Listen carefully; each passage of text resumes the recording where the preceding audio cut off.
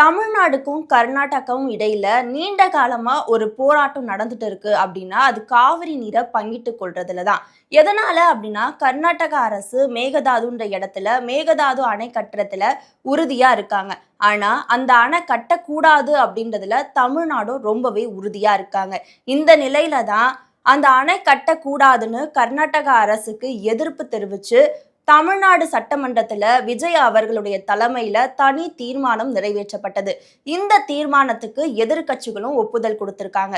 காவிரி நடுவர் மன்றம் 5/2/2007 அன்று அளித்த இறுதி தீர்ப்பையும் மாண்புமிகு உச்சநீதிமன்றம் 16/2/2018 அன்று அளித்த தீர்ப்பையும் மதிக்காமலும் சம்பந்தப்பட்ட படுகை மாநிலங்களின் இசைவை பெறாமலும் ஒன்றிய அரசின் எந்தவித அனுமதியை பெறாமலும் கர்நாடக அரசு தனிச்சையாக காவிரி நதியின் குறுக்கே மேகதாதுவில் அணை கட்ட முயற்சி மேற்கொள்வதை எந்த வகையிலும் ஏற்றுக்கொள்ள முடியாது என்பதால் கர்நாடக அரசின் செயலுக்கு தனது கடும் எதிர்ப்பை இப்பேரவை தெரிவித்துக் கொள்கிறது.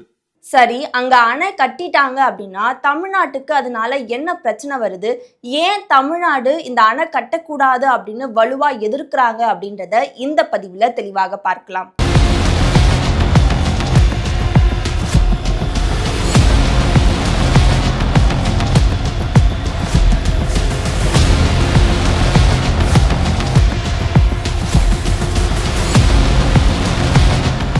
தமிழ்நாடுக்கும் கர்நாடகாவுக்கும் இடையில காவிரி நீரை பங்கிட்டு கொண்டதுல நிறைய பிரச்சனை வந்தது. இதனால 2018 அப்ப உச்ச நீதிமன்றம் ஒரு தீர்ப்பை வழங்குறாங்க. அது என்ன அப்படின்னா தமிழ்நாட்டுக்கு 177.25 டிஎம்சி தண்ணீரை கர்நாடகா கொடுக்கணும் அப்படின்னு அந்த உத்தரவு வருது. ஆனா கர்நாடக அரசு அது முறையா தமிழ்நாட்டுக்கு கொடுக்க மாட்டாங்க. அதுக்கான காரணமா அவங்க என்ன சொல்றாங்க அப்படின்னா கர்நாடகால தண்ணீர் பிரச்சனை இருக்கு, வறட்சி இருக்கு அப்படின்னு பல காரணங்களை சொல்லி அந்த தண்ணீரை கொடுக்கறதுல நிறைய சிக்கலை ஏற்படுத்துறாங்க. இதுதான் தமிழ்நாட்டு மக்களுக்கும் சரி அரசியல்வாதிகளுக்கும் ஒரு மிகப்பெரிய கோபத்தை ஏற்படுத்துது. இதுவே இந்த அளவுக்கு ஒரு பிரச்சனையை ஏற்படுத்துது அப்படின்னா கர்நாடக அரசு 2013 காலகட்டத்துல மேகதாது அணை கட்டலாம் அப்படின்ற ஒரு திட்டம் விடுறாங்க. அது எதனால அப்படின்னா காவிரிக்கு குறுக்கே, அதாவது பெங்களூருக்கு பக்கத்துல தான் மேகதாது அப்படின்ற இடம் இருக்கு. அந்த வழியாதான் காவிரி நீரும் தமிழ்நாட்டுக்கு வந்து சேரும். அந்த இடத்துல அணை கட்டுற முடிவை கர்நாடக அரசு எடுக்கிறாங்க. அப்ப யார் முதலமைச்சரா இருக்காங்க அப்படின்னா அங்க காங்கிரஸ் ஆட்சி தான் இருக்கு. சித்தராமையா அவர்கள் தான் முதலமைச்சரா இருக்காங்க. அப்பதான் இந்த மேகதாது அணை கட்டலாம் அப்படின்ற ஒரு திட்டத்தை கர்நாடக அரசு முன்வைக்கிறாங்க. ஆனா அப்பயே தமிழ்நாடு அதுக்கு வலுவான ஒரு எதிர்ப்பை கொடுக்குறாங்க. எதனால? ஒருவேளை அந்த இடத்துல அணை கட்டிட்டாங்க அப்படின்னா அங்க கர்நாடகாவுக்கு தேவையான தண்ணீரை மட்டும்தான் அவங்க பயன்படுத்துவாங்க. தமிழ்நாட்டு விவசாயிகளுக்கு தேவையான தண்ணீரை ஒவ்வொரு முறையும் தமிழ்நாடு கர்நாடகா கிட்ட கையேந்த நிலைமை வந்துரும் அப்படின்றதுக்காகவே ஆரம்பத்துல இருந்தே இந்த ஒரு திட்டத்தை தமிழ்நாடு வலுவா எதிர்த்துட்டு வராங்க. ஆனா இதுக்கு கர்நாடக அரசு என்ன சொல்றாங்க அப்படின்னா நாங்க அணை கட்டிட்டாலும் அதுல தேக்கிற தண்ணீரை சரிசமமா பிரிச்சுக்கலாம் அப்படின்னு சொல்றாங்க. மேகதாது இடத்துல 67.16 டிஎம்சி தண்ணீரை தேக்கிற அளவுக்கு அணை கட்டப்படும். அந்த அணை 99 மீட்டர் உயரத்துக்கும் 736 மீட்டர் பரப்பளவுலையும் இருக்கும். அந்த தண்ணீரை தேக்கி பெங்களூரு, மைசூர் போன்ற இடங்களுக்கு பயன்படுத்தப்படும். மீதி இருக்கிற தண்ணீரை நாங்க தமிழகத்துக்கு கொடுப்போம் அப்படின்றத கர்நாடக அரசு ரொம்ப வலுவா சொல்றாங்க. ஆனா அதுக்கு சாத்தியமே இல்லை அப்படின்னு தமிழ்நாடு ஒரு வலுவான எதிர்ப்பை இந்த இடத்துல கொடுக்குறாங்க.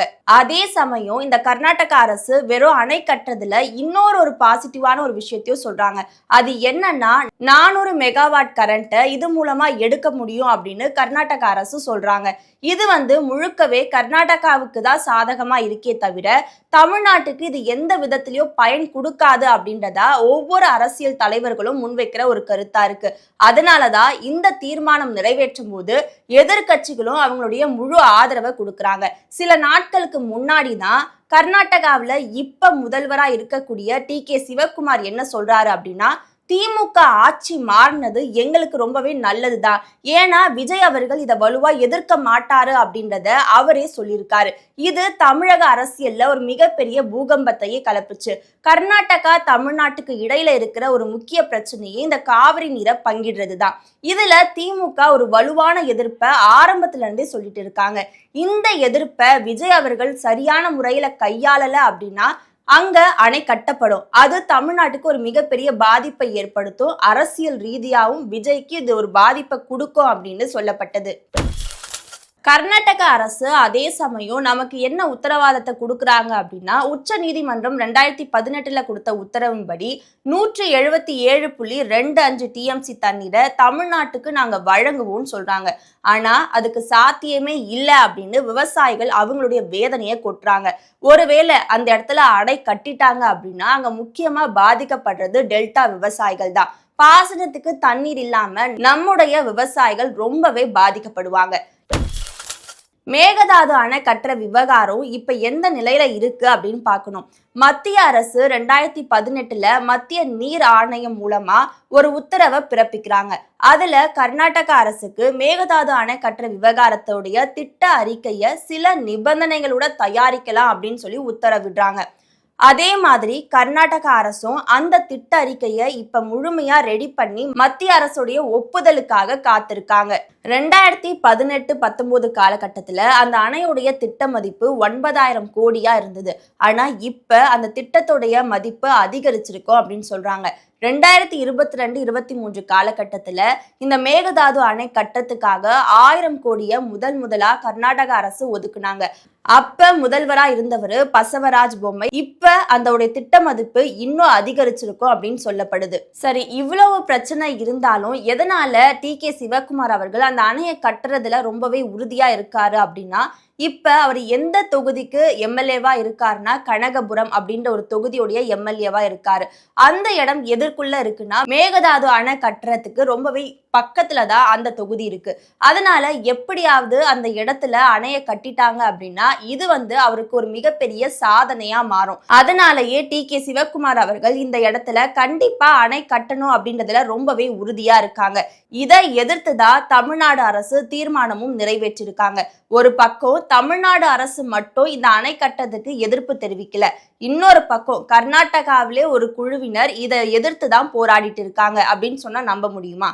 ஆமா, எதனால அப்படின்னா அந்த மேகதாது இடத்துல அணை கட்டிட்டாங்க அப்படின்னா அது பக்கத்திலேயே வனவிலங்கு சரணாலயம் இருக்கு. அந்த இடம் முழுமையா பாதிக்கப்படும். அப்ப வனவிலங்குகளுக்கு அங்க பிரச்சனை ஏற்படும் அப்படின்னு சொல்லிட்டு கர்நாடகாவை சேர்ந்தவங்களே அந்த இடத்துல அணை கட்டக்கூடாது அப்படின்னு ஒரு மிகப்பெரிய எதிர்ப்பை தெரிவிச்சிட்டு வராங்க. இந்த எதிர்ப்பு வந்த நிலையில கர்நாடக அரசு என்ன சொல்றாங்க அப்படின்னா, அந்த வனவிலங்குகளுக்கு மாற்று பகுதியை கர்நாடக அரசு ஏற்படுத்தி கொடுக்கும் அப்படின்னு சொல்றாங்க. 12,600 ஏக்கர் பரப்பளவுல அந்த இடம் மாற்றாக கொடுக்கப்படும் அப்படின்னு கர்நாடக அரசு சொல்றாங்க. அதே சமயம் இது எந்த அளவுக்கு சாத்தியம் அப்படின்ட்டு அவங்களே கேள்வி எழுப்பிட்டு வராங்க. இத கர்நாடக அரசு ஈஸியா சமாளிச்சிடலாம் அப்படின்ற ஒரு நிலையில இருந்தாலும் தமிழ்நாட்டுடைய எதிர்ப்பை அவங்களால சமாளிக்க முடியல அப்படின்றதுதான் ஒரு நிதர்சன உண்மையா பார்க்கப்படுது. ஆனா இப்ப வரைக்கும் அந்த இடத்துல அணை கட்டக்கூடாது அப்படின்னு மத்திய அரசு ஒப்புதல் கொடுக்கல. இன்னொரு பக்கம் அந்த இடத்துல கட்டத்துக்கான வாய்ப்பு இருக்கும் அப்படின்னும் சொல்லப்படுது. இதனால இந்த போராட்டம் இன்னமும் தொடர்ந்துட்டு தான் இருக்கும் அப்படின்னு பலராலையும் எதிர்பார்க்கப்படுது. காவிரி வேளாண்மை வாரியமும் உச்சநீதிமன்றமும் லோயர் ரைபேரியன் ஸ்டேட் கீழ்படிவத்தில் இருக்கக்கூடிய தமிழ்நாட்டின் அனுமதி இல்லாமல் அவன் புதிய அணை கட்டக்கூடாதுன்னு ஏற்கனவே தீர்ப்பு இருக்கு. அந்த தீர்ப்பின் அடிப்படையில் தான் அவன் நடக்கணும். ஆனால் அவங்க நடக்க மாட்டாங்க.